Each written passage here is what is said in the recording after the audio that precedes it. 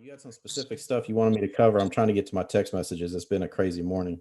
Yeah, no, Just getting all this. we've been kind of hinting around it. The biggest thing was schedule and how Okay. an effective schedule impacts being successful, and also getting around like top performers. Why getting around top performers is so important. So we've kind of been dancing around those subjects, but those are the two specific things I was kind of hoping to dive into this morning. I'm glad we're talking about schedule because I was 20 minutes late for this. That kind of kills my credibility. We So addressed a little bit of how valuable your time is when I was talking about, like, you know, so how wonderful this culture is, and you know how important with you and your busy schedule, and how valuable your time is in spending it with you. well, it depends on who you talk to as to whether or not my time's valuable. You talk to my brother in New York, you don't think my time's worth nothing. So it depends on who you talk to. But I do happen to make millions of dollars. So and Andy has taught me so much over the years, I just pass along. But here's what I'll tell you about calendar. If you want to get free, you have to be a slave to your calendar. That's how you get free. I know a ton of top performers. I know a ton of people that perform at high levels. I've met a ton of people that perform at top levels of other industries because of being with Andy Albright. People that are at the top of automotive industry, people that are at the top of real estate industry. They're all slaves to their calendar. It looks like they're free because they're a slave to their calendar. Because here's the problem. You're going to be a slave to something, right? So you might as well be a slave to your calendar, because then it's your priorities. If you're not a slave to your calendar, you're going to be a slave to other people. You're going to be a slave to their supposed emergencies. You're going to be a slave to their expectations. You're going to be a slave to their pulling on you this way, that way, this way, that way. It only gets worse. More money you make, more people want your time. So be a slave to your calendar. What decides your calendar? Priorities. Priorities decide your calendar. My priorities are crystal clear, and there is zero doubt about my priorities. My number one priority is my spiritual life. My number two priority is my family life. My number three priority is my business. If it's not in there, it's not on my calendar. Does that make sense? People have stuff for me to do all the time. I just turn it down because those are my priorities. I'm crystal clear on it. And those are the only things that get on my calendar. And because of that, I have freedom to do whatever I want. It sounds weird, but I'm telling you, most of success is counterintuitive. So build a calendar, be a slave to a calendar. Now, what kind of calendar you build is big. Omar, can you make me a co-host? Yep. About to get promoted, y'all. You were here when you saw me get promoted. Boom. You are now promoted. So this way a lot of people's schedule looks. I'm not a great drawer. This is how their schedule looks. So if this is Sunday, Monday, Tuesday, Tuesday got big. Wednesday, that's Fat Tuesday right there.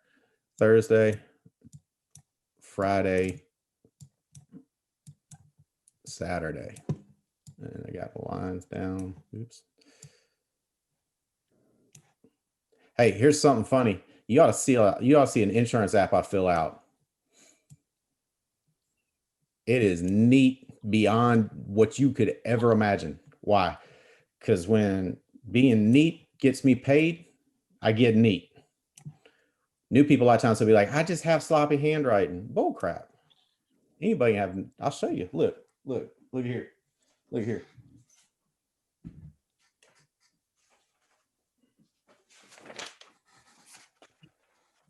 Same guy. Well, you can't see that now. I'll show it to you later. Same guy that's writing like that can write like this. Does that make sense? So anybody can write neat. Don't buy into that crap. Low performers, people that don't make a lot of money, they're the ones that say, I have messy handwriting. Okay. That's like me saying, I just don't like working out. Nobody does. The ones that do are tricking themselves. They just trickier than you are. All right. So here's what a low performer will do. Monday, I'm going to make calls. And Thursday, I'm gonna make calls. And then I'm gonna run appointments on these days.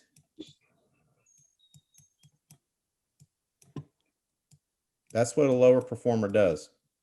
Here's what the problem is. Nothing about this screams for action now. This is why they'll get on the dial jam at 10:30 instead of being there 9 a.m. ready to kill, because they got all day. They got all day. There's nothing in this screen. Nothing over here screams for activity. Your calendar has to scream at you for activity if you want to be highly successful. So what do? You put it in blocks. Oops, hang on. You put it in blocks. I'm gonna dial from 9 to 12:30, and then I'm gonna dial again from 2:30 to 6:30. Not only that, you have to put activity numbers for the blocks. Because here, let me show you that schedule again. Let me show you the schedule. Here's what this joker will turn in their activity numbers for the whole week, and it'll look like this: 78 dials, 8 contacts, 4 appointments, no sales.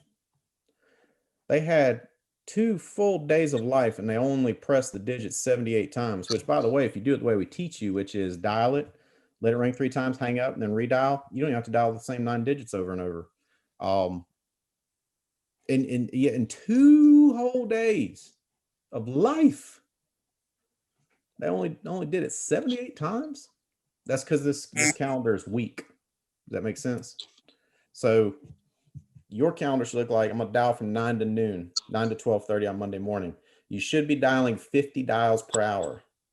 So in that period of time, 9 to 10, 10 to 11, 11 to 12, 12 to 12:30, you should have 150, 100, 150, 175. There should be 175 dials made during that time. Does that make sense? And then that afternoon schedule, 2:30 to 6:30, I'm gonna dial. That's 4 hours. That's another 200 dials. Does that make sense? But you'll hear people and they'll convince you. That's why, like, I'll tell new people all the time, don't talk to anybody that's been here longer than you unless you hear me talking about them, because they'll slow you down to their speed. That's how people do. You know what I'm saying? That's how, like, if you have a bunch of friends that are out of shape, you're gonna end up out of shape because they're gonna force feed you. I got a buddy like that. Every time I get around, he tries to force feed me. It makes him uncomfortable that I work out. So I don't hang out with him a lot because I won't look like him. Does that make sense? But he's always like, "Hey man, we ought to eat some of this, eat some of that." But people do that to you here too. They'll be like, "Well, now, thing about Stephen is he's not super reasonable. He don't understand. Well, he don't know." Yeah, and they'll tell you all that. So 50 dials per hour, hammer down. You will get good at this because it's about getting reps. You get reps, you get good at anything. You get reps, you get good at anything. You can be good at anything you like. I promise you, Brad, if he can get someone to go down the hill enough times, they're going to ski. If they'll go down the hill enough times, they're going to ski. Same thing here. If you will dial enough times, if you'll run enough appointments, you will get really good at this. Mark Hutchison, who's the lead, well, I don't know this year. I think, well, no, I know for a fact I'm ahead of him this year. And I'm about to be number 1 on the whole team.